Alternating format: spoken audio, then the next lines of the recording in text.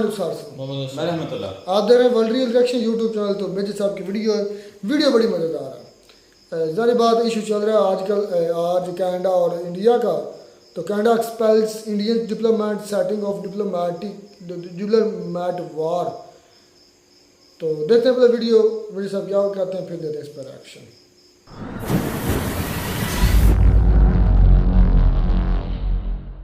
आपका सबसे बड़ा आतंकवादी घटना शुरू में इनिशियली जो हुई थी वो हुई थी पंजाब में, जो पाकिस्तानियों ने खालिस्तान का चूरन बेचा वहां तो ये जब खुलेगा उसके बाद सबका सब जहां पे गिरेगा वो पूरा एरिया कहते हैं कि राख कर देता है। जस्ट इमेजिन पाकिस्तान के पूर्व प्रधानमंत्री का ड्राइवर एक औरत के ऊपर थूक देता है, वो भी पाकिस्तानी होगी। सारे के सारे फटने को तैयार हो, बटन दबा के ऊपर स्ट्रेट बटन दबाया, 72 हूर। जय हिंद दोस्तों, मैं हूं मेजर गौरवारी और आप देख रहे हैं चाणक्य डायलॉग्स। इस वीडियो को लाइक करिए, हमारे चैनल को सब्सक्राइब करिए, बेल आइकन दबाना बिल्कुल ना भूलिएगा। दोस्तों, आर्मी, नेवी और एयर फोर्स को मॉडर्न यानी कि आधुनिक हथियारों से लैस किया जा रहा है। मेरे पास एक रिपोर्ट है और मैं जब आपको ये बातें बताऊंगा कि क्या क्या इंडियन नेवी, फिर मैं फौज पे चलूंगा, I will go to the Indian army, but सबसे पहले नेवी की बात कर लेते हैं दोस्तों। इसमें थोड़ा सा मैं एयरफोर्स के बारे में भी आपको बताऊंगा। नेवी के लिए जो खरीदा जा रहा है वो जबरदस्त है, दैट इज फैंटास्टिक। जिस तरीके से नेवी ग्रो कर रही है, और बहुत समय से, कई दशकों से हमने इंडियन नेवी को इग्नोर करा। मैं पहले आपको बता दूं कि हमने नेवी को इग्नोर क्यों करा, यह जानना बहुत जरूरी है। कहीं आप बोले मेजर साहब आपने ऐसे ही बोल दिया नेवी को इग्नोर करा, कारण क्या है मैं आपको बताता हूं दोस्तों। हमारी जो सबसे पहली, जब भारत को आजादी मिली थी 15 अगस्त 47 के बाद, 8-9 हफ्ते के अंदर पहली लड़ाई शुरू हो गई थी। यह लड़ाई कहां पे शुरू हुई थी? यह लड़ाई हुई थी दोस्तों जम्मू और कश्मीर में, जब पाकिस्तान ने रेडर्स तो भेजे ही भेजे, कबायली भेजे, साथ में अपनी फौज भी भेज दी। और यह ड्रामा करवाया था अंग्रेजों ने और जिन्ना ने मिलकर ड्रामा करा था, ठीक है। तो वो फौजें भेज दी अंदर हमारे, और उनसे लड़ाई हुई। फिर उसके बाद वो लड़ाई जहां पे खत्म हुई, सीज फायर लाइन बनी। फिर उसके बाद 1972 में शिमला मुआहदे के बाद, अग्रीमेंट के बाद उसको लाइन ऑफ कंट्रोल का नाम दिया गया, और लंबी कहानी है। तो वो पहली लड़ाई थी। अब दोस्तों हमारी दूसरी लड़ाई कब हुई? दूसरी लड़ाई हमारी हुई 1962 में। 1962 में हमारी लड़ाई हुई, वो किसके साथ हुई? चीन के साथ। कहां पे हुई? जाहिर सी बात है ईस्ट में, नॉर्थ में चीन के साथ लड़ाई हुई। यानी लद्दाख से लेकर, अरुणाचल से लेकर, सिक्किम से लेकर, इन सब एरियाज में हमारी चीन के साथ लड़ाई हुई दोस्तों 1962। उसके बाद कौन सी लड़ाई हुई? 1965। 1965 की लड़ाई कहां पे हुई थी? 1965 की लड़ाई आपकी अखनूर साइड में हुई, फिर राजस्थान साइड में हुई, फिर गुजरात साइड में रण ऑफ कच्छ में हुई। इन सब एरियाज में आपकी 1965 की लड़ाई हुई दोस्तों। कुछ कुछ कश्मीर में भी फुट हुआ था, लेकिन ये 1965 की लड़ाई थी। अब 1967 पे आ जाइए, ये चोला और नाथुला की लड़ाई थी। देखिए जरा, where is Nathula, where is Chola. देखिए सब, ये मैप है आपके सामने, इस पर आइडेंटिफाई करिए कहां पे है ये चीजें, ठीक है दोस्तों। अब उसके बाद 1971 की लड़ाई। 1971 की लड़ाई कहां हुई? ज्यादातर ईस्ट में हुई, लेकिन इसका मतलब यह नहीं कि नॉर्थ में नहीं हुई, इसका मतलब यह नहीं कि वेस्ट में नहीं हुई, ज्यादातर ईस्ट में हुई, क्योंकि वो लड़ाई थी for the liberation of east Pakistan, जो कि बांग्लादेश बना। 16 दिसंबर 1971 को वो बांग्लादेश बना। लेकिन लड़ाई आपकी वेस्ट में भी हुई थी, यानी कि राजस्थान में भी हुई थी, पंजाब में भी हुई थी, गुजरात में भी हुई थी, इन सब एरियाज में हुई थी, जम्मू कश्मीर में भी हुई थी, और ईस्ट में भी हुई थी। अब इसके बाद आ जाइए 1999 कारगिल की लड़ाई। कहां? कारगिल में हुई थी, जाहिर सी बात है, द्रास, दैट एरिया। तो ये भी आपका नॉर्थ में आ गया। आपका आतंकवाद सबसे बड़ा कहां पे शुरू हुआ? आपका सबसे बड़ा आतंकवादी घटना शुरू में इनिशियली जो हुई थी वो हुई थी पंजाब में, जो पाकिस्तानियों ने खालिस्तान का चूरन बेचा वहां पे हजारों लोगों का कत्ल करवा दिया पाकिस्तान ने, ठीक है। तो एक आपका ये पंजाब में हो गया। फिर आपका हजारों लोगों की मौत जेएनके में हो गई, जम्मू और कश्मीर में, वहां पे आतंकवाद हो गया। ये कहां पे? एक वेस्ट में है, एक नॉर्थ में है, राइट। पंजाब वेस्ट में, जेएनके नॉर्थ में है। फिर हम देखते हैं कि जो इंसर्जेंसीज हुई नॉर्थ ईस्ट की, वो नॉर्थ ईस्ट में है। मणिपुर हो गया, नागालैंड हो गया, मिजोरम हो गया, all these places. Assam is also very very important, वहां पे भी हुआ था ये पूरा उल्फा शुल्फा का मामला, वहीं पे हुआ था, राइट। अब उसके बाद आप देखें कि जितनी भी चीजें हुई हैं, मेजर इंसिडेंसेस ऊपर की ओर हुए हैं, चाहे ईस्ट में, चाहे नॉर्थ में, चाहे वेस्ट में, भारत के ऐसे। समुंदर की तरफ कुछ नहीं हुआ। हां, 1971 की लड़ाई हुई, वो PNS गाजी को ये करा और वहाँ पे एयरक्राफ्ट कैरियर आया और चिटागोंग में बॉम्बिंग हुई और वहाँ पे कराची में, ये सब ठीक है, लेकिन ये सब युद्ध के दौरान हुआ और वो भी युद्ध लिमिटेड 1971 में एक्शन हुआ, राइट, इधर एक्शन हुआ, उधर एक्शन हुआ।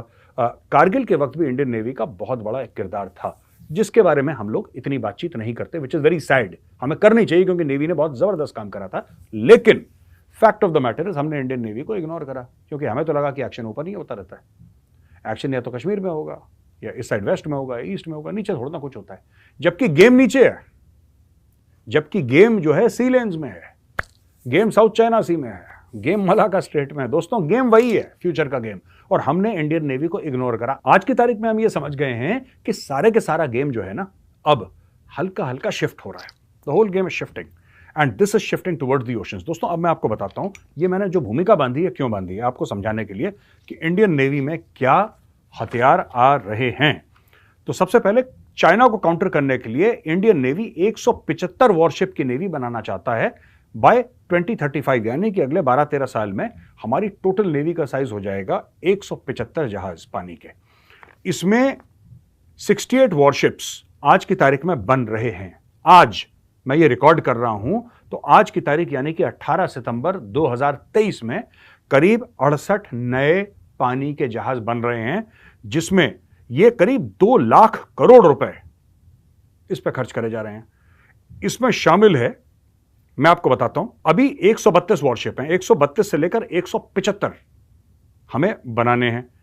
इसमें 8 नेक्स्ट जनरेशन कॉर्वेट्स हैं, 9 सबमरीन हैं, 5 सर्वे वेसल हैं, 2 मल्टीपर्पस वेसल हैं, ठीक है। और इसके अलावा दोस्तों आपको पता है कि तीसरा एयरक्राफ्ट कैरियर भी बन रहा है। तो ये सब जो तामझाम हो रहा है क्यों हो रहा है? देखिए, पाकिस्तान की जो नेवी है वो ना के बराबर है। अगर उसको चाइना सपोर्ट ना करे तो वो लोग हिंदुस्तानी जहाज को तो क्या मारेंगे, वो मछली नहीं मार सकते चाइनीज के बिना। पाकिस्तान का तो बेड़ा ही गर्क है। लेकिन सबसे बड़ा खतरा इसमें चाइनीज नेवी से है और चाइना को सबसे बड़ा खतरा इंडियन नेवी से है। और इसका यह कारण है कि Indian navy head to head जा रही है। चाइना के पास एयरक्राफ्ट कैरियर है, हमारे पास एयरक्राफ्ट कैरियर, हम भी उनके बिल्कुल पीछे टकाटक लगे हुए हैं चाइनीज के पीछे। और हमें पता है कि हमें क्या करना है। जब लड़ाई होगी तो मलाका चौक कहते हैं, किस दिन बैठ के समझाएंगे आपको मलाका स्ट्रेट्स में क्या एक्शन होने वाला है। जिस समय इंडियन नेवी पूरा का पूरा ब्लॉक कर देगी, जितने भी माइक्रोवेव वाइक्रोवेव बेचते हैं ना बाहर बेचने के लिए, ये फोन फान जितने भी आते हैं जहाज से, पानी के जहाज से, वॉशिंग मशीन, फ्रिज, जिससे चाइना की इकोनॉमी चलती है, सब की सब एक दिन के अंदर ठप हो जाएगी। मलाका चौक, वहीं पे कहानी खत्म। मैं एडिटर साहब से रिक्वेस्ट करूंगा जरा दिखाइए मलाका स्ट्रेट्स को। ये दोस्तों ये जो आपके स्क्रीन पे है ना, दिस इज मलाका स्ट्रेट्स। और जब यहां से ब्लॉक हो जाएगा पूरा दाएं बाएं से, तो इसको कहते हैं मलाका चौक, सांस बंद चाइना की। अच्छा जी, तो ये दोस्तों बात हो गई है नेवी में कौन कौन से नए हथियार आ रहे हैं। अब मैं आता हूं, मिनिस्ट्री ऑफ डिफेंस ने क्लियर कर दिया प्रपोजल प्रलय बैलिस्टिक मिसाइल खरीदने के लिए। और ये जो मिसाइल है प्रलय बैलिस्टिक मिसाइल, ये कहते हैं कि ये शॉर्ट रेंज मिसाइल है, SRBM भी कहते हैं, शॉर्ट रेंज बैलिस्टिक मिसाइल। ये रशिया का जो इस्कंदर है और चाइना का डोंगफेंग 12 है, उससे मिलता जुलता टेक्नोलॉजी और कैपेबिलिटी में ये मिसाइल है हमारा प्रलय मिसाइल। मुझे लगता है कि ये जैसे पृथ्वी एक टाइम पे, अभी भी पृथ्वी, ऐसी बात नहीं है, अभी भी है पृथ्वी, लेकिन ये जो मिसाइल है प्रलय, ये प्रलय मिसाइल जो है ये एडवांस्ड है। मैं प्रलय मिसाइल के बारे में आपको कुछ जानकारी देना चाहता हूं साहब। ये 150 से लेकर 500 किलोमीटर तक दूर टारगेट को हिट कर सकती है मिसाइल। 150 किलोमीटर से लेकर 500 किलोमीटर दूर, यानी कि पाकिस्तान में लाहौर तो गए हो, लाहौर तो आर्टिलरी से गए हो। लाहौर के लिए इतना इमोशनल होने की जरूरत नहीं कि प्रलय मिसाइल, वो तो बोफोर से ही चला जाएगा लाहौर, ठोक देंगे यहां से। जिनने लाहौर नहीं वेख्या फिर वो वेख्या ही नहीं होगा, ही नहीं तो वेखेंगे कहां से। ये दोस्तों ये missile will reportedly B diploid along the line of actual control and line of control. Line of actual control China, line of control Pakistan, वहां पे मिसाइल डिप्लॉय करी जाएगी। और ये जो मिसाइल है इसका जो प्रोजेक्ट है 2015 में सैंक्शन हुआ था, 2015 में सैंक्शन हुआ था, अभी डिप्लॉयमेंट के लिए तैयार है। और मिनिस्ट्री ऑफ डिफेंस ने प्रपोजल क्लियर कर लिया कि भैया खरीदो प्रलय और डिप्लॉय करो। इससे क्या होगा कि बहुत मजबूती आएगी भारतीय सेना में। यह मजबूती आएगी कहां पे दोस्तों? लाइन ऑफ कंट्रोल यानी कि पाकिस्तान के साथ, और line of actual control China के साथ। वहां पे डिप्लॉय करी जाएगी दोनों जगह।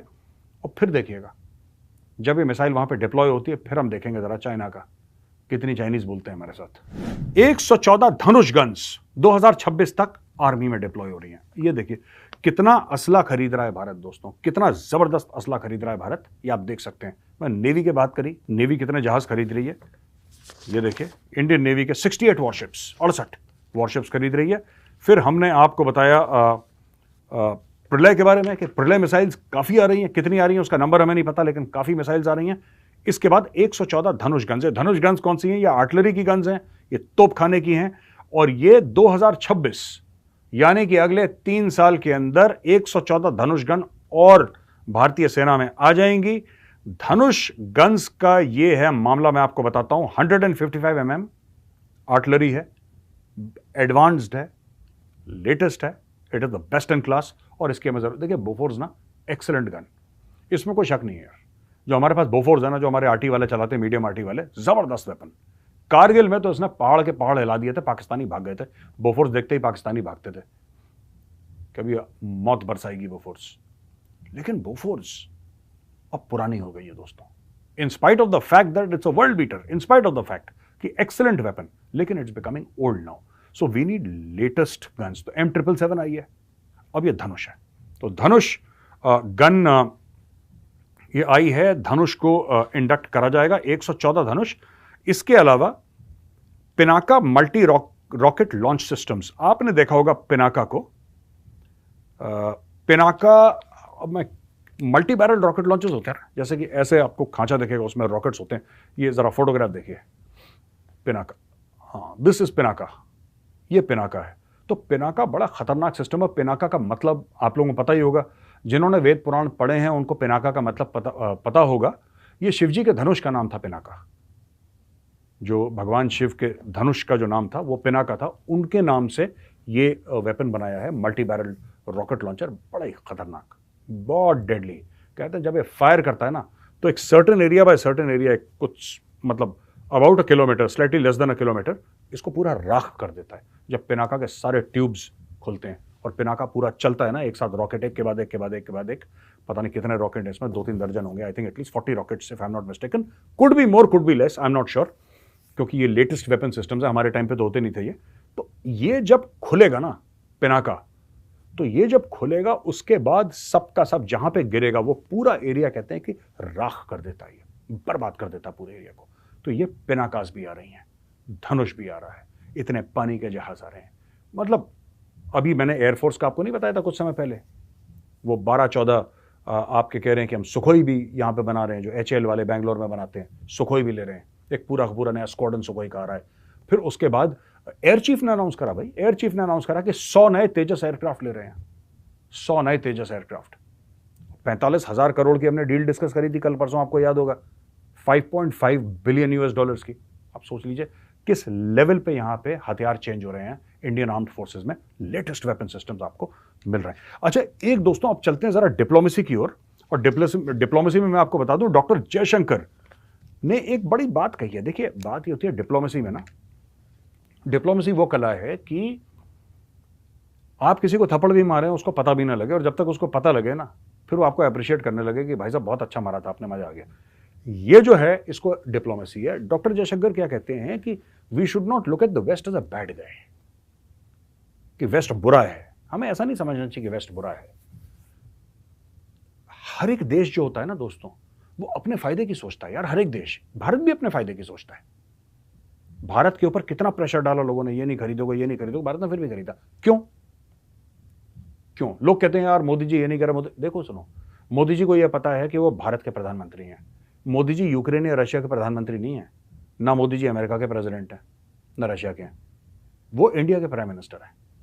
उनके लिए India comes first. For you also India comes first, for me also India comes first, and that is the way it should be, and that is the way it is. ऐसा ही होना चाहिए और ऐसा है भी। सर्वप्रथम भारत। और मैं तो और अगले लेवल का खिलाड़ी हूं, दुनिया गई भाड़ में सबसे पहले Bharat. I don't care about the rest of the world यार, India first always and every time, ये हमें सोचना है। तो उसके तहत उन्होंने बोला है, डॉक्टर जयशंकर ने उल्टे हाथ का थप्पड़ मारा चाइना को, बिना चाइना का नाम लिया, चाइना को बेइज्जत करा। उन्होंने बोला कि सब लोग वेस्ट वेस्ट कहते हैं यार, कि वेस्ट ऐसा बुरा है, अमेरिका ऐसा बुरा तो है, अमेरिका की हरकतें भी ऐसी हैं कि अमेरिका बुरा है, पर कम से कम देखो अमेरिका या वेस्ट आपके मार्केट में फ्लड तो नहीं कर देते चीजें, चीप गुड्स फ्लड तो नहीं कर देते। अब छोटी सी चीज है, आप अभी इंडिया में अब इसके ऊपर काम होना शुरू हुआ है पिछले 4-5 साल से। अब इसमें और 10-15 साल लगेंगे जब हम पूरी तरीके से आत्मनिर्भर हो जाएंगे। लेकिन आज भी आप जाइए, आप अमेजॉन जैसी कोई भी वेबसाइट या फ्लिपकार्ट देखिए, आधे से ज़्यादा चीज़ें आपको चाइनीज़ मिलेंगी, आधे से ज़्यादा चीज़ें चाइनीज़। मैं तो जब भी कोई चीज़ खरीदता हूँ दोस्तों, मैं आपको भी इंकरेज करूँगा, मैं जाता हूँ पहले रिसर्च करता हूँ। 2 मिनट लगते हैं रिसर्च करने में यार। इंटरनेट सबके हाथ में, गूगल सबके हाथ में, जाओ वहाँ पर ज़रा देखो जाके, और ये देखो कि भाई क्या स्टोरी है। ये जो सामान आप खरीद रहे हो, ये जो पेन खरीद रहे हो आप अमेजॉन से, ये पेंसिल खरीद रहे हो, रबड़ खरीद रहे हो, आप कॉपी खरीद, ये क्या मेड इन चाइना है? अगर है तो आप उसको छोड़ो, फिर आप ढूंढो ऑल्टरनेट, फिर चेक करो। 5 मिनट में आपको पता लग जाएगा। देश सेवा में इतना तो कर ही सकते हो यार, देश सेवा के लिए इतना तो कर सकते। लोग पूछते हैं मेरे साहब हम क्या करें देश के लिए, ये करो ना यार, मत खरीदो। तो डॉक्टर जयशंकर ने यही बोला कि west is not the bad guy यार, हर समय वेस्ट को ना बुरा मत बोलो। सब अपने मुल्क का मफाद देखते हैं, सब लोग अपने मुल्क का, अपने देश का फायदा देखते हैं। हम भी देखते हैं, वेस्ट भी देखता है, वो ठीक है, लेकिन कम से कम वेस्ट ये सब तो डंपिंग तो नहीं करता यहाँ पे जैसे चाइना करता है। चाइना का नाम उन्होंने लिया, वो नाम मैं ले रहा हूं, पर मुझे पता है डॉक्टर जयशंकर का इशारा किस तरफ है। तो दोस्तों ये तो बड़ी सीरियस बातें हो गई यार। डॉक्टर जयशंकर ने ये बोला आर्मी नेवी एयरफोर्स के लिए हथियार आ रहे हैं, ऐसा कर देंगे वैसा कर देंगे, ठीक है। अब आप बोलेंगे मेरे साहब कॉमेडी तो हुई नहीं, मजा तो आया नहीं, हंसते हंसते बाय बाय कहना, हमें ऐसे मत कहना सीरियसली। तो हंसने के लिए दोस्तों फिर पाकिस्तान चलना पड़ेगा। तो कुर्सी की अपनी पेटी बांध लीजिए, कुर्सी की पेटी बांध लीजिए, फ्लाइट टेक ऑफ हो रही है, चलते हैं। जिनने लाहौर नहीं वेख्या वो जमिया ही नहीं। और लाहौर क्या लंदन क्या यार, दोनों। जब पाकिस्तानी लाहौर को जब तक लंदन ना बनाते हैं, लंदन को लाहौर मानेंगे थोड़ा ना वो लोग। तो चलिए via Lahore let's go to London. Nawaz Sharif का ड्राइवर गाड़ी में बैठा है और नवाज शरीफ उसके बगल में बैठा है सामने। ये वीडियो मैंने भी देखा है। एक औरत दरवाजे में खटखट करती है, बटन दबाता है बंदा, शीशा नीचे, वो नवाज शरीफ को कहती है और नवाज शरीफ को कहता है कि हो सकता है कोई फैन वैन आ गई हो। वो लेडी कहती है यू आर वेरी करप्ट, तुम तो भ्रष्ट हो। उसका ड्राइवर को गुस्सा आती है, ड्राइवर थूक देता है लेडी के ऊपर। जस्ट इमेजिन, पाकिस्तान के पूर्व प्रधानमंत्री का ड्राइवर एक औरत के ऊपर थूक देता है। वो भी पाकिस्तानी होगी, उसको भी आदत है, इनको भी ये ऐसे ही करते हैं एक दूसरे के लिए। It's so sad. मैं हंस रहा हूं बट इट्स सो सैड यार। There is a lady whose, और उसको भी नहीं करना चाहिए था। मैं कह रहा हूं कि वो जो लेडी ने पूछा, उसको तुम्हें क्या जरूरत है यार, तुम्हें क्या जरूरत है पाकिस्तानी पॉलिटिक्स में पढ़ने की? अगर तुम यूके की सिटीजन हो तो ऐश करो यार, ऐश करो। सब क्रांतिकारी, सारे के सारे पाकिस्तानी क्रांतिकारी बनते हैं पाकिस्तान के बाहर जाके। पाकिस्तान के अंदर कोई क्रांतिकारी नहीं है, कोई इनकलाब पाकिस्तान के अंदर से नहीं लाना चाहता। सब लंदन में बैठ के इनकलाब लाना चाहते हैं। ये इनकी चोरी है सबसे बड़ी। तो उनके ड्राइवर ने, Nawaz Sharif driver spits on the face of a woman in London for calling his boss corrupt. Driver के बॉस यानी ड्राइवर का बॉस नवाज शरीफ बगल में बैठा है। उस औरत ने बोला कि तुम भ्रष्ट हो, तुम करप्ट हो। उसने थूक दिया थू उसके मुंह पे और गाड़ी आगे ले गया। ये स्टोरी है पाकिस्तान की। तो दोस्तों आखिरी खबर भी पाकिस्तान से है, और देखिए कितना बुरा हाल हो रखा है पाकिस्तान का। एक लड़की है, ईसाई लड़की है, क्रिश्चियन लड़की, जिसका नाम है एरिका रॉबिन। ये कराची बेस्ड है, ये शायद पाकिस्तान में ही पैदा हुई है, और ये मिस यूनिवर्स के लिए she is a contender. Miss Universe के लिए ये जा रही है, और ये लड़की बड़ी, आई थिंक ये तो छोटी है अभी उम्र में बहुत, और ये जा रही है मिस यूनिवर्स के लिए। Pageant to be held in El Salvador later this year. Robin is the first Pakistani to qualify for the coveted crown. अब वो जा रही है, क्राउन के लिए लड़ेगी। पूरे देश को खुश होना चाहिए कि हमारे देश का एक बच्चा जा रहा है लड़ने के लिए मिस यूनिवर्स, क्योंकि पाकिस्तान का जो नाम है ना, हर समय गटर में ही रहा है। पाकिस्तान का नाम कभी पॉजिटिवली किसी ने नहीं लिया। बम फूट गया, ओसामा बिन लादेन पाया गया, ड्राइवर ने थूक दिया, ये सब चीज़ें पाकिस्तान से तो ये खबर आती है। किसी ने सुसाइड वेस्ट फोड़ ली, किसी ने मस्जिद में बम उड़ा दिया। पाकिस्तान से कभी आपने अच्छी खबर सुनी? आप खुद सोचिए, बताइएगा मुझे, कोई अच्छी खबर सुनी है पाकिस्तान से? जो अखबार में खबर आती है पाकिस्तान की, आप न्यूज़ देखिएगा, जो अखबार में खबर आएंगी वो आपको 99% पाकिस्तानी अखबार में ये आएंगी, हाय लुट गए, हाय पिट गए, हाय कपड़े फट गए, हाय बर्बाद हो गए। यही खबर आती है पाकिस्तानी अखबारों में। बड़ा मजा आता है, आप भी पढ़िएगा। तो ये जो है एरिका रॉबिन, अब लोग इसके पीछे पड़ गए। तकी उस्मानी एक रिलीजियस स्कॉलर हैं, उन्होंने बोला है कि आप सरकार को बोलिए कि आप सरकार इसके ऊपर एक्शन ले against those in charge of the whole process. इस पूरे प्रोसेस यानी कि गवर्नमेंट ऑफ पाकिस्तान जो मिस यूनिवर्स जो इंस्टीट्यूशन होल्ड करता है उसके खिलाफ एक्शन ले ले। पैसे ना मांग ले उनसे एक्शन लेने के बहाने, गए वहां पे एक्शन लेने के लिए, पता लगा धीरे से कटोरा निकाल दिया। ये कर सकते हैं, they are very capable of doing that. और यही करेंगे, ये कहते हैं कि ये वुमेन पाकिस्तान को रिप्रेजेंट कर रही हैं औरतें, गलत है। जमात इस्लामी के जो मुश्ताक अहमद खान है और जर्नलिस्ट अंसार अब्बासी, इन्होंने अपोज करा है। इंफॉर्मेशन मिनिस्टर ऑफ पाक claimed that nobody was officially nominated. Information minister Pakistan ने बोला कि किसी को ऑफिशियली नॉमिनेट नहीं। अबे गधों, मिस यूनिवर्स में ऑफिशियली को नॉमिनेट होता है? ये सरकारी नौकरी है कि पाकिस्तान में कोई क्लर्क बनने ज्वाइन कर। वो लड़की जा रही है यार, उसको इनकरेज करो। पाकिस्तान का वैसे ही बेड़ा गर्क है, थूकते हैं लोग तुम्हारे ऊपर यार। तुम्हारी पैंटें उतारी जाती हैं, तुम्हारे प्रधानमंत्री की एयरपोर्ट पे पैंटें उतारी जाती हैं, हर समय जलील होते हो सबके सामने। एक अच्छी खबर आई है, वो बच्ची जाएगी, पाकिस्तान का नाम रोशन करेगी। मेरे लफ्ज हो सकता है कड़वे हो सकता है मैं सख्त बातें कर रहा हूं, लेकिन मैं आप ही के भले के लिए कह रहा हूं पाकिस्तानियों। वो लड़की क्या उम्र है, 21, 22, 23 साल की। वो लड़की जाएगी, अगर वो जीतती है मिस यूनिवर्स, और मैं दुआ करूंगा कि वो जीते, तो आपका नाम कितना रोशन होगा। आप ये सोचो ना, आप लोगों का नाम कितना रोशन होगा। आप ये लोग नहीं सोच रहे अगर वो जीत गई तो कितनी पॉजिटिव इमेज जाएगी पाकिस्तान। वो पाकिस्तान जहां पे सिर्फ सुसाइड बॉम्बिंग्स होती हैं, वो पाकिस्तान जहां पे सिर्फ कत्लो गारत होती है, वो पाकिस्तान जो हर समय 24 घंटे भीख मांगता रहता है, वो पाकिस्तान जो कि डिफॉल्ट के दहाने पे खड़ा हुआ है, वो पाकिस्तान जिस पर दुनिया शक करती है, वो पाकिस्तान जब दरवाजा खटखटाता है लोग कहते हैं खोलना मत यार, फिर से मांगेगा। ये आपकी रेपुटेशन है दुनिया में। एक अच्छी खबर आई, एक वो थी मलाला यूसुफजई, वो भी बेवकूफ थी, वो कह रही थी लड़कियों को पढ़ना चाहिए, वो लेक्चर पाकिस्तान के अंदर दे रही थी। अरे ये लेक्चर दुनिया भर में दो, पाकिस्तान में मत दो, उसको तालिबान ने ठोक दिया। एक तुम्हारा था वो क्या नाम था तुम्हारा, नोबेल प्राइज विनर, जो फिजिक्स का नोबेल प्राइज, और जीनियस आदमी, तुमने उसको बोला अहमदी, उसको निकाल दिया वहां से।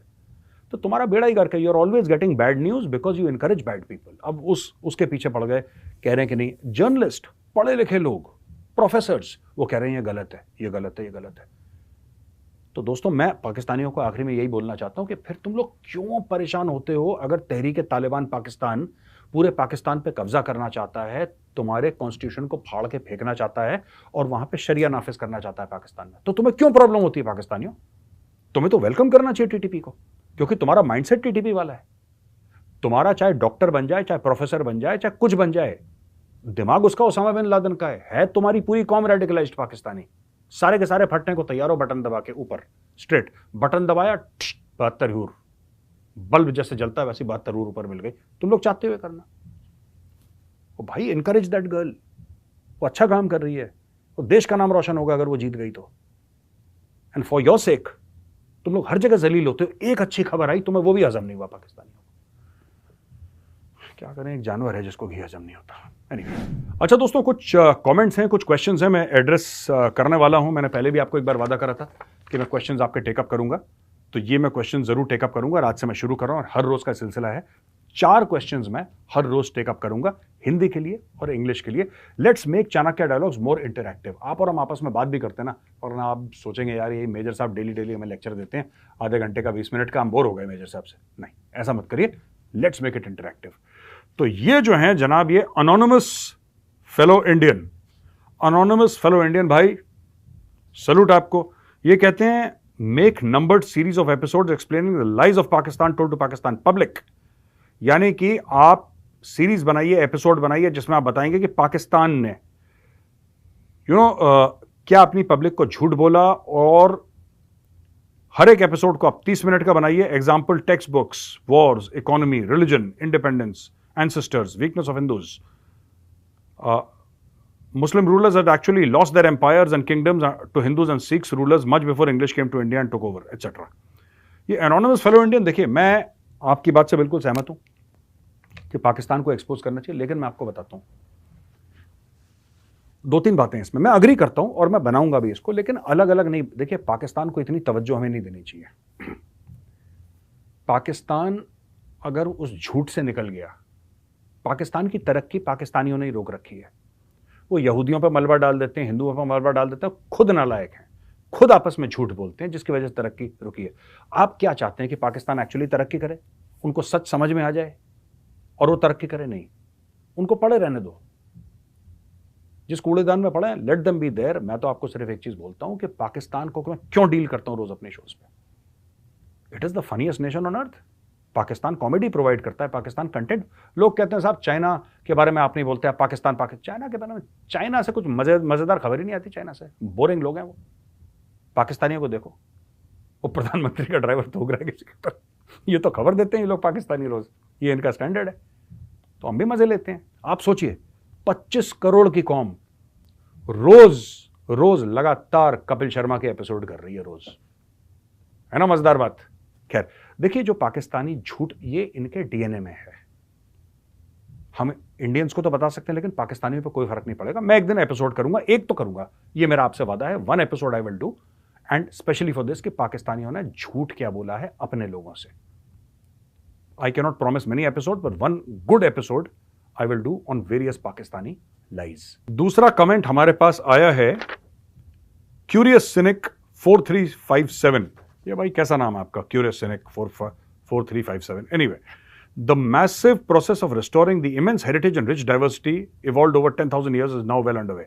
यानी कि जो हमारा हेरिटेज था, जो हमारा कल्चर था, हमारी संस्कृति थी, उसको रिस्टोर करना, यानी कि उसको वापस लाना। जो हमारी रिच कल्चर था, बड़ा बढ़िया जो हमारा कल्चर था, हमारी संस्कृति थी 10,000 साल पुरानी, उसको वापस लाने का काम शुरू हो गया है।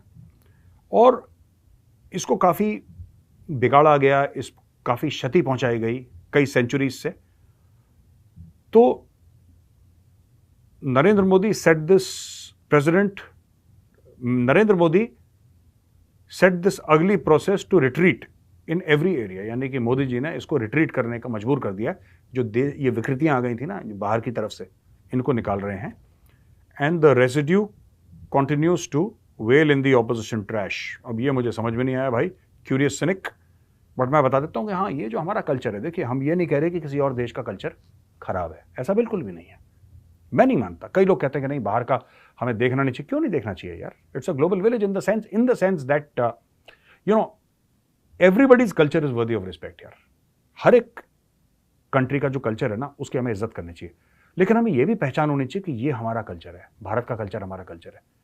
हम ये नहीं कह सकते कि भारत के कल्चर को फेंक दो, रिजेक्ट कर दो और बाहर का कल्चर इंपोर्ट कर दो। आपने कभी देखा होगा कि आपने खबर सुनी होगी, सरकार बाहर से पेड़ लेकर आई, पेड़ यहां पे लगाए, पेड़ मर गए। ठीक है, अक्सर ऐसा होता है। एक दो पहले हुआ भी था 80s 90s में कि कहीं राजस्थान या पता नहीं कहाँ पे, some desert area, could be Ladakh, Ladakh is also cold desert, ये राजस्थान गुजरात में कहीं सरकार लाई, उन्होंने पेड़ लगाए बाहर से, वो पेड़ मर गए। वो पेड़ मरेंगे, जो उस मिट्टी से जुड़ा नहीं होता पेड़ मर जाता है। आप अगर कल्चर बाहर से इंपोर्ट करेंगे, ठीक है, और आप सोचेंगे कि हिंदुस्तान की मिट्टी में वो रस बच जाए, वो कुछ समय के लिए चलेगा, हो सकता है कभी कभी फल भी दे दे, लेकिन लॉन्ग टर्म खेल तो यहीं का पेड़ यहीं पे फल देगा, क्योंकि उसको यहीं की मिट्टी, यहीं की खाद, यहीं का पानी, यहीं की हवा, यहीं के मौसम सूट करते हैं दोस्तों। अच्छा जी, ये अरविंद शर्मा जी हैं 9196, अरविंद शर्मा 9196। मेजर साहब प्रार्थना मत करिए साहब, आप आदेश करिए। शर्मा जी क्या बात कर रहे हैं, हाथ मत जोड़िए, आप आदेश करिए। अनंतनाग में हमारे शहीदों पर एनकाउंटर पर एक वीडियो जरूर बनाएं। शर्मा जी ये वीडियो बन चुका है एक्चुअली, अगर आप देखेंगे मेजरली राइट पे आप जाइए, वहां पे भी वीडियो और यहां पे भी हम बात कर चुके हैं उसकी, वो वीडियो बन चुका है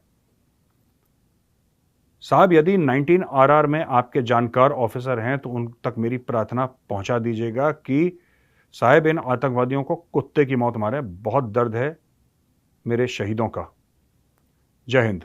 जय हिंद शर्मा जी, आप बिल्कुल ठीक कह रहे हैं। हाँ, 19 RR में मेरी पहचान है, मैं अच्छी तरीके से जानता हूं उस यूनिट को, उसके साथ में 1 हफ्ता रह चुका हूं। मैं आपकी बात उन तक जरूर पहुंचाऊंगा। और हाँ, जहां तक उनको कुत्ते की मौत मारना है, कुत्ते की नहीं, सुअर वाला प्लान है, वहां पे प्लान अलग चल रहा है और पक्का वो जहन्नुम जाएंगे बहुत जल्दी, ज़्यादा देर नहीं लगेगी। और आगे कुछ प्लान चेंज भी होंगे कि ऐसी चीज़ दोबारा ना हो, वो भी बातचीत चल रही है। क्या है, मैं इस वक्त ये सब चीज़ें नहीं बताऊंगा। अच्छा, आखिरी में आते हैं अरुण कुमार 2508। मेजर साहब, you said very well, we as an Indian feel more confident and respect has increased among foreigners that I'm telling you from my own experience. I live in Switzerland after successful mission Chandrayaan 3। ये कह रहे हैं कि जो अरुण कुमार जी हैं, अरुण कुमार जी का कहना है कि साहब, मेजर साहब आपने ठीक बोला, हमारी इज्जत बढ़ गई है और जब से चंद्रयान 3 का सक्सेसफुल लॉन्च हुआ है, तो मैं जिस कंपनी में काम करता हूं, ये कह रहे हैं अरुण कुमार जी कि मैं जिस कंपनी में काम करता हूं, वहां के कह रहे हैं मेरे बॉस और CSO ने आके मुझे कॉन्ग्रेचुलेट करा और बोला कि ज़बरदस्त काम कर दिया इंडिया ने, मुझे बहुत गर्व महसूस हुआ। जाहिर सी बात है, हम लोगों को भी गर्व महसूस हुआ। चंद्रयान 3 देखिए, पाकिस्तान जैसे देश, चंद्रयान 2 जब इतना सक्सेसफुल नहीं हुआ, काफ़ी हद तक सक्सेस हुआ, लेकिन लास्ट में वो थोड़ा सा लड़खड़ा गया, तो खूब पाकिस्तान में मीम्स बनाए गए। वो मीम फैक्ट्री है पाकिस्तान ने सुई तक नहीं बनाई, पाकिस्तान सिर्फ मीम बनाता है। वो तो देश है Pakistan that can only make memes. आपने कभी सुना पाकिस्तान टेलीविजन बनाया, पाकिस्तान ने गाड़ी बनाई, पाकिस्तान ने जहाज बनाया, पाकिस्तान ने कुछ भी बनाया? तो जी वीडियो होगी ख़त्म। मेरे साहब ने तो आज रगड़ के रख दिया भी उसको, क्या नाम है, कनाडा को, कैनेडियन प्राइम मिनिस्टर को और खालिस्तानी सेपरेटिस्ट मूवमेंट के जो लीडर हैं या वर्कर्स हैं उन सबको, और पोल खोल दिए कि अज़मत जस्टिन ट्रूडो क्यों ये कर रहा है। मैंने एक वीडियो इससे पहले हमने शायद की थी, उसमें हमने पूछा था कि यार ये क्यों करेगा। आई थिंक वो अपनी कुर्सी के लिए कर रहा है, क्योंकि सिख जो है ना बहुत ज़्यादा हैं यार, वो खालिद ये बात तो गलत ना करे। कनाडा में हो सकता है यार, हर चीज के पीछे वो हमारे यार पाकिस्तान और इंडिया में माना है यार, उनको इस बात से अगर उन्होंने तो देखें कि अगर उनको होता इशू ये इस तरह का होता तो पहले वो कर लेते, अभी उन्होंने ना करना था। और वो इस तरह के, मैं मानता कि वो इस तरह के शख्स नहीं है यार। मैंने उनकी एक देखें कि ये पाकिस्तान में होता तो मानने में आ जाता, इंडिया में होता तो मानिए, क्योंकि यहाँ पे इस खित्ते में उधर क्यों नहीं हो सकता? वो इस तरह के लोग नहीं है, उनको सिर्फ गर्ज है लोगों की सेफ्टी के लिए, और उनको सेफ्टी के लिए इन्होंने सब कुछ किया है। क्योंकि वो कहते हैं कि बाकी लोगों में भी बेतमादी, खुद बेतमादी सॉरी आ गई है। मेजर साहब कह रहे हैं कि वो मारा गया है, कोई मतलब वो था मेजर साहब तो कमेटी का मेंबर था। मेजर साहब तो यही कहेंगे कि क्योंकि इनको सबसे बड़ी तो इनको बेचैनी यही रहती है कि खालिस्तानी जो यहाँ पे कोई नहीं बचता था, उन्होंने वहाँ पे कैसे छोड़ देना था। तो आप अंदाज़ा लगा सकते हैं कि एक बंदा जो एक ग्रुप में इतनी ज़्यादा अहमियत रखता है तो उसको मारना आम सी बात तो नहीं है। कोई और कभी किसी को नहीं मारा गया, वहाँ पे शूट नहीं किया गया, किसी खालिस्तानी को आम पब्लिक में किसी को नहीं इतना शूट किया गया। तो फिर ऐसा जो जिसका बहुत ज़्यादा नाम हो वहाँ पे सिखों में, तो उसको क्यों ही शूट किया गया? तो जाहिर सी बात है उसका असर तो इंडिया पे वो डालेंगे प्रेशर। नहीं, वो कह रहे थे, मेरे सब कह रहे हैं कि ये मेंबर थे गुरुद्वारे के कहीं कमेटी के, और कमेटी के मेंबर्स की मुझे लगता है कि भाई वो खालिस्तान को ज़्यादा सपोर्ट करने वाला बंदा था। आपको लगता है इंडिया ने करवाया? मुझे भी लगता है, लगता है इसमें 100% वो कह रहे हैं ISI भी इसमें इन्वॉल्व है। मेरे साथ यार वो कह सकते हैं। असल में पता क्या है, मेजर साहब की बात बहुत जबरदस्त उन्होंने बात की, मिलता नहीं है, उन्होंने जबरदस्त बात की। उन्होंने कहा कि भाई इंडिया दरिया दिल लोग हैं, वाकई दरिया दिल लोग हैं। उन्होंने अपनी बात ही करनी है तो किसी दूसरे की उन्होंने ना माननी है ना सुननी। उन्होंने कहना है कि हम ही हैं साहब, नहीं हर लिहाज से हम ओके हैं, बाकी सब झूठ है। कनाडा ने एक्सपेल किया, निकाला इंडियन डिप्लोमेट को, तो इंडिया के पास भी ये चॉइस तक फौरन निकाल लेते, क्यों नहीं निकाला? सोचने वाली बात है ना। मतलब फिर भी स्टे किया, थोड़ा सा वेट किया। नहीं तो ये तो कह रहे थे कि भाई 5 घंटे में उन्हें निकाल देना था। मेजर साहब तो कह रहे थे, वो कह रहे थे कि मैं होता या निकाल देना चाहिए था, लेकिन इंडिया के डिप्लोमेटिकली उन्होंने ये भी एक विन है, उन्होंने उसको फौरन से एक्सपेल नहीं किया, फौरन से नहीं निकाला, उन्होंने 5 दिन दिए हैं इधर से निकल जाने के लिए। यार इतनी बड़ी कंट्री है, इस तरह कैसे निकाल सकती है? इतनी बड़ी उनकी इकोनॉमी है, क्योंकि इंडिया की उनसे ज्यादा इकोनॉमी है, उनकी है, मैं ये नहीं कहता, बहुत लेकिन फिर भी पीछे बड़ी है इंडिया है से। यार फिर भी वो कनाडा एक आम भाई ये इनकी ये ऐसी खिंचातानी चलती इंडिया कनाडा की और इंडिया की, क्योंकि जाहिर सी बात है जो ज्यादा तादाद में सिख है ना वो कनाडा में रहते हैं, और उन्होंने कनाडा वालों ने उनको शहरियत दी हुई है, तो जाहिर सी बात है वो उनको अपना मेजर साहब तो उनको सिख मानते नहीं। जो भाई मेजर साहब हो सकता है वो मेजर साहब को कोई इंसान ना मानते हो, आपको लगता है? मेरे साहब ने ये एक बात की थी, उन्होंने कहा जो इंडिया के सिख हैं या किसी भी दुनिया की एक मेरी बात जी, उन्होंने मेजर साहब ने कहा था इंडिया के सिख हैं, ये दुनिया में कहीं भी किसी भी एरिया में सिख मौजूद हैं, वो उनकी जो हुक्म, उनकी बातें, उनका जो गुरुद्वारे, उनकी इबादत, सारी उनकी चीज़ें मेरे सार आंखों पर, माथे पर। उन्होंने कहा लेकिन ये जो खालिस्तानी ये सिख है नहीं, ये इस एक वीडियो में नहीं वो सर उन्होंने कहा था कि ये सिख नहीं है, ये मतलब ना अबाओ इदाद जो है इनके सिख नहीं है। लेकिन मैं भी इस चीज़ से इत्तेफाक नहीं करता, ये कैसे हो सकता है कि उनका भाई आप इस बात से अंदाजा नहीं लगा सकते कि एक बंदा जो आपके हाँ में हाँ ना मिलाए तो आपको कैसे अच्छा लगेगा? बुरा लगेगा, जरी बात है। नहीं आपको अच्छा लगेगा? अलहमदुलिल्लाह क्या सर्च करने बैठे हो? पहले आप सर्च नहीं करते, जब वीडियो शुरू होता तब तुम टीची शुरू करते, क्या सर्च कर रहे थे बताओ आप? कोई नहीं, क्या है सर्च करना नेटवर्क से नहीं साधा। सर्च क्या करने लगे थे? मुझे बताओ, मैं बताता हूँ आपको।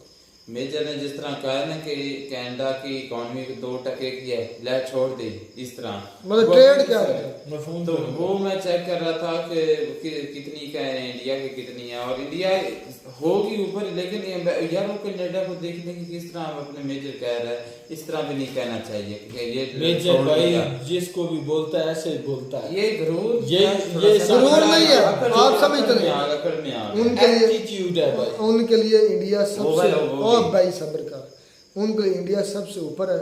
इंडिया के खिलाफ भाई, कोई भी आ जाए, कोई भी आ नहीं, जाए, चाहे हर यूएस से मुल्क- भी आ जाए। हर मुल्क जो है ना उसके जो बशिंदे हैं उनके लिए अपना मुल्क सबसे आगे ही है। पाकिस्तान के लिए, किया है। पाकिस्तान के लिए पाकिस्तान नहीं है, पाकिस्तान के मशीनों के लिए पाकिस्तान सबसे ऊपर नहीं। मैं आपको लिख के देता हूँ। तो पाकिस्तान नहीं की तो बात आप नहीं समझते की। हैं, हम तो अभी भी समझते हैं कि हमारा मुल्क है भाई, जैसे भी हालात है।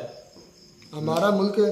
मैं सच सच बोलना, आज अगर आपको दोनों को यूएसए का वीजा मिले यार वो तो भाई यार, तो फिर कैसे मुकदम? तो क्या छोड़ दे, इंडिया जिंदगी क्या है। देखा है, दूसरे बाली को नहीं जाते इंडियन, वो क्या वहां पर ले ले, वो क्या करने जाते हैं। अगर तुम्हें उधर पी आ रही है कि यार, सबर कर ले, है। क्या ये कर ले, परमानेंट रेजिडेंस तुम्हें उधर मिले, तुम कभी पूरी जिंदगी में पाकिस्तान आओगे? कभी भी नहीं आओगे। बिल्कुल पाकिस्तान आऊंगा, हमारा आऊंगा, घर है। बिल्कुल क्यों आऊंगा। नहीं आएंगे? ये है मेरी बात सुन, हकीकत में मिलेगी, मैं रहूंगा छुट्टियां रहने को, को। यहाँ पर इधर भी आऊंगा। छुट्टियां कभी 10 दिन 20 दिन महीना रह लिया, जिस तरह की पिकनिक होती है मनाने। नहीं नहीं मेरा वो तो आप कहीं चले जाए ना, पता क्या है, किसी जो तरी- ये कनाडा और जो इंडिया की है ना, इसको मिल बैठ के ये हल करना चाहिए, सोल्यूशन एक वैसे बात यार नहीं, कनाडा ऐसे नहीं करना चाहिए कि वो अपने जो भी है देश ना, इतने यार उनके तलकात आपस में उसमें, लेकिन एक मिनट हम इंडिया की बात करते हैं, लेकिन कनाडा ने कुछ देख ले एक और बात निकाल दी। मेरे साथ शुरू में ये कहा था। असल में भाई पता मसला क्या है? आप कहते हैं इंडिया इंडिया को कनाडा सक्सेसफुल हो भाई, गया। इंडिया को कनाडा क्यों खटकता है? क्योंकि वो खालिस्तानियों को सपोर्ट करता है, इस वजह से। अच्छा, एक और मैं बात क्यों कहा, वो जो मारा गया, जो मर्डर हुआ, क्या नाम है, हरदीप, क्या नाम है उसका, निज्जर साहब, निज्जर जो है, अगर कनाडा के पास सबूत हैं कि इसमें मुलव्वस इंडियंस हैं या रॉ के एजेंट्स मुलव्वस हैं, या कहीं किसी तौर भी इंडिया मुलव्वस है, तो सबूत दे इंटरनेशनल कोर्ट ऑफ जस्टिस में, तो उधर आ जाए मैदान में। यार तो ये बात उनकी ठीक मेरी बात सुने है, ना। चाहे जस्टिन ट्रूडो है मेरी ही बात मत हो। सुनिए एक मिनट।